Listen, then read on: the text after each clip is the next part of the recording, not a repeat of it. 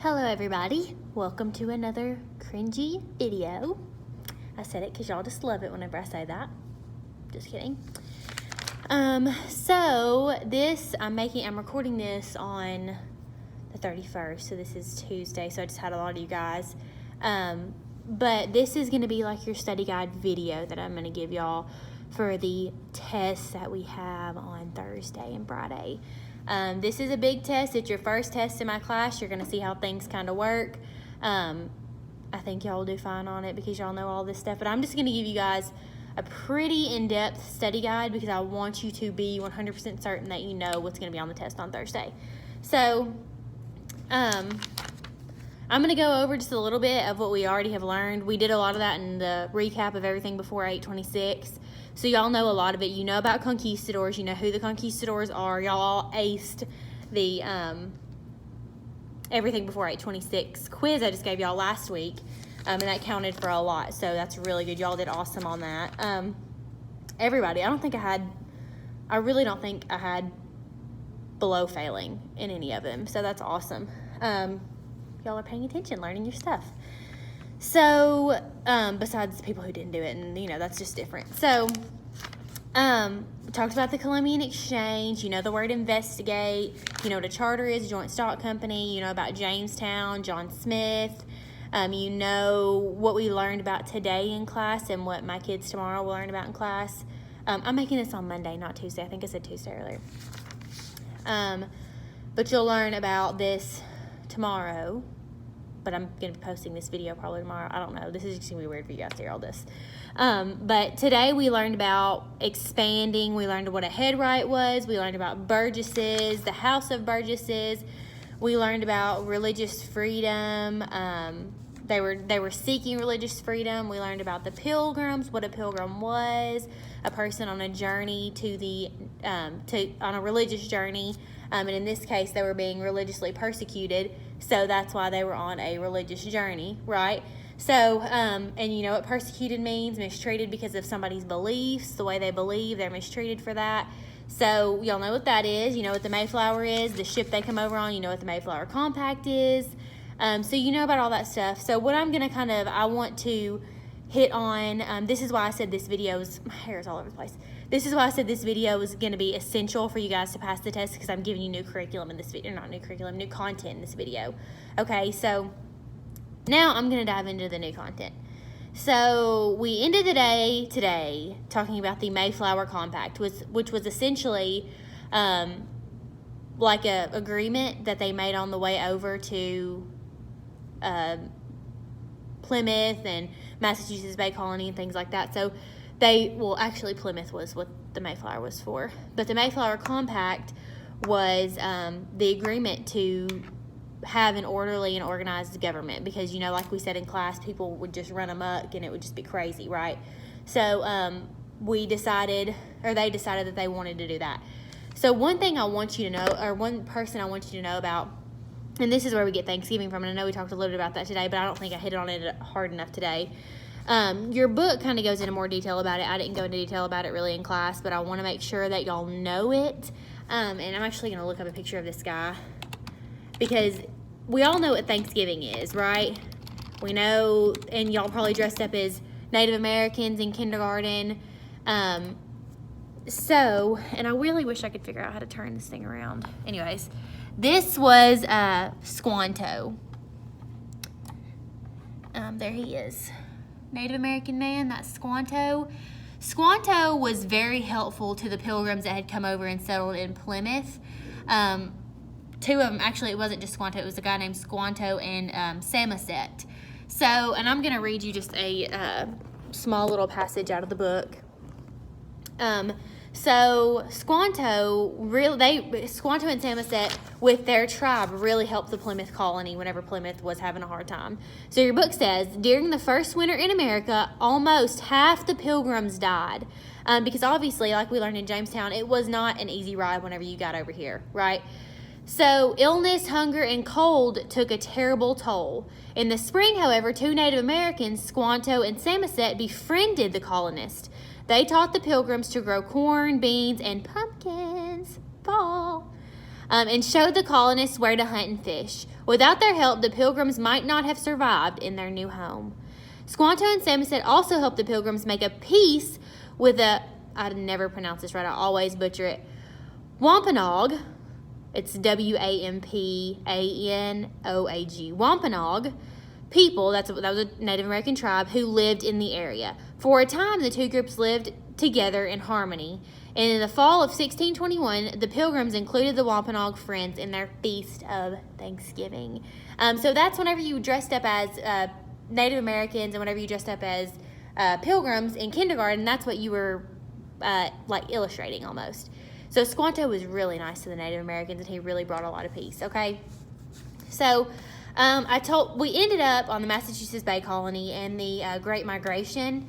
So the next thing we're going to kind of get into would be after that with General Winthrop, and then Connecticut and Rhode Island, conflict with the Native Americans, and then the Salem witch trials, okay? Let me just make sure, because this is like a lesson. Y'all know how sometimes I can be a little frazzled. I try not to be frazzled, but bear with me. Hold on just a second. I just want to make sure I'm not missing anything on y'all's test. I got y'all's test in my hands. Let me just make sure I'm not missing anything. Okay. John Winthrop. Yep. John Winthrop. Connecticut. Roger Williams and Hutchison. Roger Williams. Yeah. Okay. Okay. So, let's see. Where did I get off to here? Okay, so the Massachusetts Bay Colony. You'll need to take note of this, okay? This is something you need to know. It was run by John Winthrop. That was the colony's governor. Let me see if I can find a picture of John Winthrop. John Winthrop. Oh, that's a funny name, isn't it? It's fun. He was the governor of Massachusetts. It has him listed on Google as a lawyer, but he definitely wasn't a lawyer. He was a governor of the Massachusetts Bay Colony. Ooh, and he was a beautiful man. Hey, let me see if I can find the best picture I can of him. Oh, gosh. Oh, y'all are gonna laugh. Okay. There's John Winthrop. Super important guy in history, okay? Sorry, I'm trying not to shake y'all over the place. There's John Winthrop. So John Winthrop, he was the governor of the Massachusetts Bay Colony, okay? He was the governor whenever they had the Great Migration, right? And at first, Winthrop and his assistants made the colony's laws. While the colony had a civil government, it is generally believed to have been controlled by its religious leaders, a government known as a theocracy. It's really based and led by religion. Okay, you'll need to know that. A theocracy. So in 1634, settlers demanded a larger role in the government. So they said, okay, well, the government's doing everything. We want to be part of this, and y'all are just doing everything, and we don't have a say. So remember, they had the House of Burgesses, but that's not cutting it for them at this point. So adult male church members were allowed to vote for a governor and for representatives of the government. Later, property ownership became a requirement for voting. So you couldn't just vote anymore. Later, you had to own property to vote, which that kind of carries all throughout history, and we'll see that a little bit later too.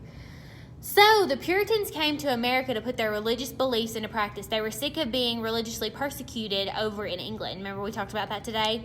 So at the same time, they themselves had little tolerance for different beliefs. So we kind of touched a little bit on that today. I don't know if any of y'all kind of picked up on it. But with the people who were coming over here, they didn't want to be told what to do in England, right? They wanted to do their own thing, and they wanted to reform. Remember we talked a little bit about that? They wanted to reform the Anglican Church, and they just wouldn't have it any other way, essentially. So they come over here. Well, it was the same thing over here. They didn't want to conform, or they wanted everybody to believe the same way as them. So they had little tolerance. Tolerance is a vocab word. You need to know that. So tolerance, you know what tolerance means. It basically means your ability to tolerate something, your ability to put up with something, essentially. They criticized or persecuted people who did not agree with their views. They strictly enforced their own religious rules. The lack of tolerance led to people forming new colonies. So they enforced, that's a vocabulary word. Enforced means to really put into play to make it happen. You enforce the law, the police enforce the law. That's essentially what it is.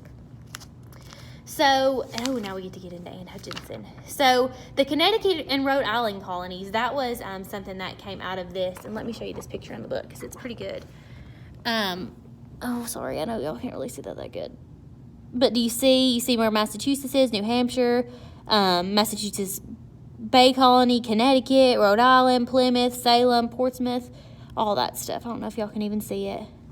I'll try to put that picture on Google Classroom to help you guys. I don't even know if it'll be much help, but to help you guys a little bit. I'm trying to get this camera down. So Connecticut and Rhode Island were then formed. In the 1630s, colonists began to settle in this area. A leader of this movement in Massachusetts was a minister named Thomas Hooker. Thomas Hooker. He did not like Winthrop and how he was doing things. He also did not like other Puritan leaders because they ran the colony and they persecuted people who didn't quite believe the way they did. So, in 1636, Hooker led his congregation to the Connecticut River Valley. There, he founded the town of Hartford. I don't know if y'all have ever heard of that. That's not as big as you would think, like Massachusetts Bay Colony or Plymouth. You've probably heard of those. Hartford wasn't as big, okay? Other nearby towns were soon established. 3 years later, these towns formed a colony called Connecticut, spelled Connecticut. In 1639, they adopted a plan of government called the Fundamental Orders of Connecticut. That's huge. You have to know that. This was essentially the first written constitution in America, okay? The first written constitution in America. Y'all have to know that. This document described the organization of representative government. Remember how we talked about the House of Burgesses today and how it was kind of like a little representative government, and I drew that picture of the town and all those little houses in there, and they would section it off and have one representative for each section, essentially. So that's a representative government. Like the Mayflower Compact, it reflected a belief in democratic principles. So I don't know if we really hit on that much today. The Mayflower Compact really hit on democratic principles, the right to vote, all that stuff, kind of like what America is now, okay? Essentially. So town meetings were central to the development of the Massachusetts Bay Colony and New England. Town meetings were a democratic institution. Okay, listen to this. This is super important. Town meetings were a democratic institution where adult men met regularly to elect local and colonial officials, set taxes, debate policies, and create petitions. In the years before the American Revolutionary War, town meetings became a way for colonists to voice their concerns with British colonial government, okay? These were absolutely huge. This is something that I really want y'all to understand. A town meeting is what it was, essentially. Similar to the House of Burgesses, okay? So now, and I'm sorry, I'm just kind of reading to y'all out of the textbook because it words it so well. Probably better than I could tell you guys in any other way. Y'all should get it from me reading this. So, a minister named Roger Williams, he's a big name too. Roger Williams founded the colony of Rhode Island. Williams felt that government should not force people to worship in a certain way. So he believed that these people had come from England and they did not want to be religiously persecuted. So they shouldn't do that to other people. That's how he believed, okay? He also believed it was wrong for them to take away land from the Native Americans because, they were taking away lands from the Native Americans. And the announcements are probably fixing to come on, so that may just have to be part of our video. I'm sorry, guys. So he forced the Massachusetts leaders to leave the colony. Or no, I'm so sorry. Williams was forced by Massachusetts leaders to leave the colony, and he found refuge with the Native Americans. They actually took him in, which is pretty rare. They later sold him land, and then Williams, I cannot speak today, founded the town of Providence. With its policy, you know what a policy is? It's kind of like a rule. he had a policy for religious toleration. He was like, okay, we're not going to discriminate against people. They can come here and do what they want. Rhode Island became a safe place for dissenters. So Rhode Island was really a true place where people could go to flee religious persecution. Y'all know what that word means. It was the first place in America where people could feel that they could worship freely in all faiths. Okay, others followed William's example. Anne Hutchinson left England. She's huge. Remember her name, Anne Hutchinson. Hutchinson. Anne Hutchinson left England with her husband William in 1634, and she settled in Massachusetts Bay Colony. There, she held meetings in her home to discuss and give her views on religious teachings. Her teaching upset Puritan leaders, including John Winthrop, the colony's governor. You remember we talked about him a minute ago? John Winthrop was the governor of the Massachusetts Bay Colony, right? She was actually charged with dishonoring the Massachusetts Bay Colony, and she was banished. And so in 1638, Anne and some of her followers established a settlement to practice their religious beliefs in what is now Rhode Island. So Rhode Island really did become like the place for people who were kind of shoved out to go, okay? Let's see. In 1638, also, John Wheelwright, Wheelwright,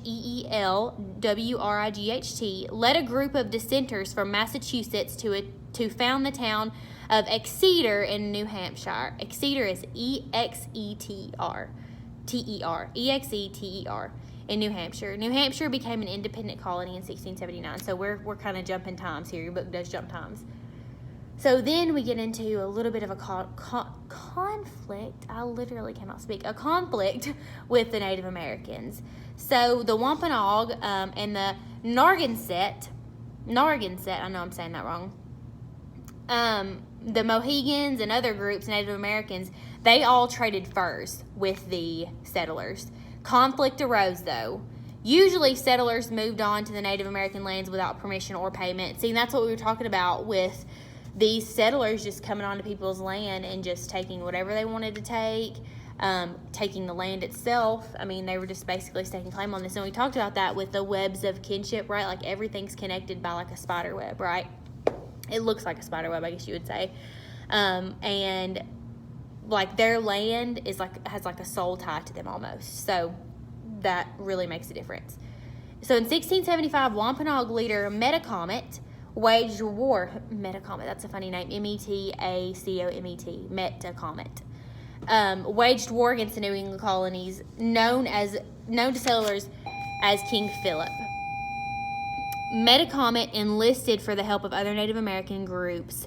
King Philip's War raged for 14 months. So it was called King Philip's War.